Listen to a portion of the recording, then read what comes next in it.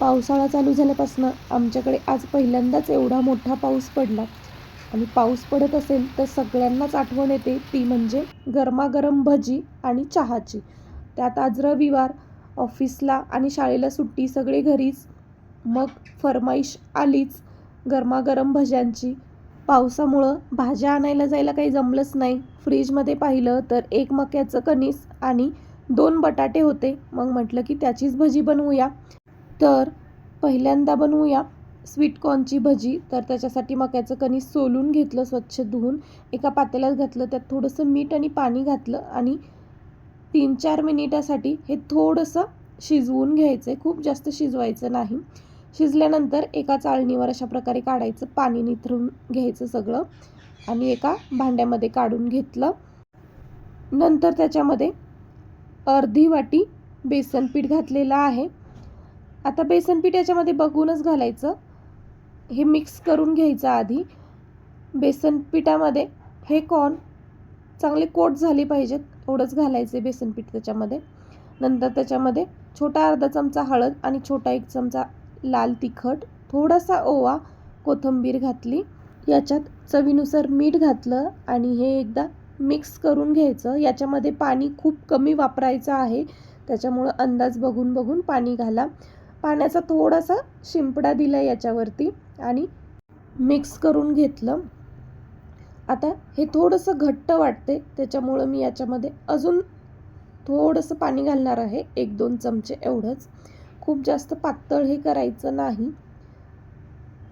स्वीटकॉर्नला भज्याचं पीठ वरच्या साईडने लेअर लागली पाहिजे एवढंच ते भिजवायचं आहे. बघा अशा पद्धतीने घट्ट भिजवायचं. आता भजी तळायच्या थोडंसं आधी याच्यामध्ये खाण्याचा सोडा घातला चिमूटभर आणि छान मिक्स करून घेतलं. कढईमध्ये तेल गरम करायला ठेवलेलं आहे. तेल चांगलं गरम केलं आणि त्याच्यामध्ये हे भजे अशा पद्धतीने हाताने सोडायचे आणि गॅसच्या स्लो टू मीडियम फ्लेमवरती हे भजे तळायचे, म्हणजे छान स्वीटकॉर्न आतपर्यंत शिजतात आणि वरच्या साईडने भजे छान कुरकुरीत होतात. म्हणून मग गॅसची फ्लेम स्लो टू मीडियम ठेवायची. खालची साईड तळली की मग 1-2-3 मिनिटांनी साईड पलटी करायची आणि दोन्ही साईडने छान भजे तळून घ्यायचे.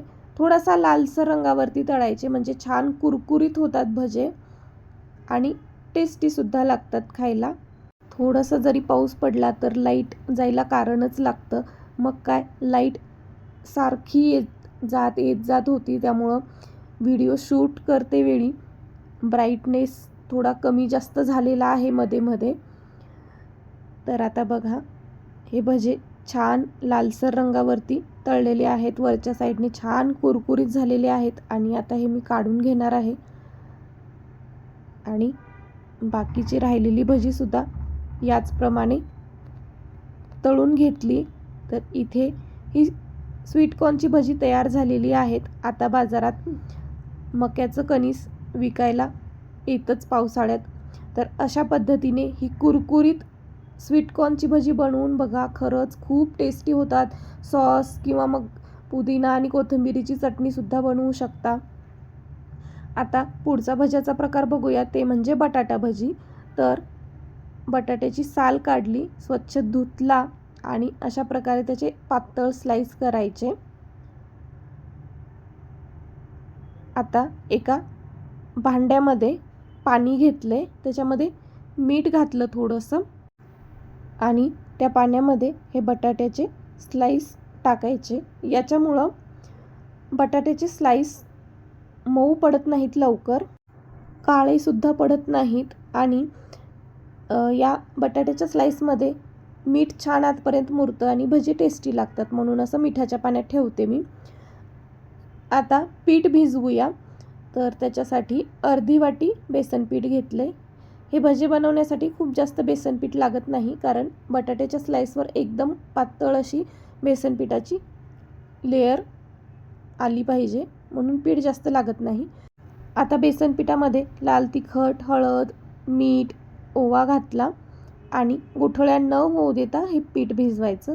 हे पीठ थोडंसं पातळ भिजवायचं, म्हणजे बटाट्याची जी स्लाइस आहे याच्यात बुडवल्यानंतर एक पातळ लेअर बटाट्याच्या स्लाइसला लागली पाहिजे. त्याच्यामुळं काय होतं, भजी कुरकुरीत होतात चांगली. गुठळ्या फोडून घ्यायच्या, प्लेन एकसारखं पीठ तयार करून घ्यायचं आणि हे सुद्धा पीठ 3-4 मिनटं साईडला ठेवायचं. लगेच सुद्धा भजी बनवू शकता. नंतर याच्यामध्ये खाण्याचा सोडा घातला चिमूटभर. आता भजी तळायच्या वेळीच याच्यामध्ये खाण्याचा सोडा घालायचा, आधी घालून ठेवायचा नाही. आणि मिक्स करायचं चांगलं. थोडीशी कोथिंबीरसुद्धा घातली याच्यामध्ये आणि आता भजी तळून घ्यायची. बटाट्याचे जे स्लाईस पाण्यात ठेवले होते त्यातलं पाणी काढून घेतलं आणि बघा बटाट्याची स्लाईस या पिठात बुडवल्यानंतर एक पातळ लेयर लागली पाहिजे बटाट्याच्या स्लाईसला बेसन पिठाची, त्याच्यामुळं भजी छान कुरकुरीत होतात. आणि तसंही माझ्या मुलांना तेलामध्ये जी पिठाची पिलावळ पडते पातळ पीठ केल्यामुळं, तर ती कुरकुरीत होते छान, ती खूप आवडते माझ्या मुलांना. आणि भजे मस्त तळून घ्यायचे. हे भजेसुद्धा वरच्या साईडने मस्त कुरकुरीत होतात आणि आत बटाटा असतो तर सॉफ्ट लागतात. खूप छान लागतात हे भजेसुद्धा टेस्टला.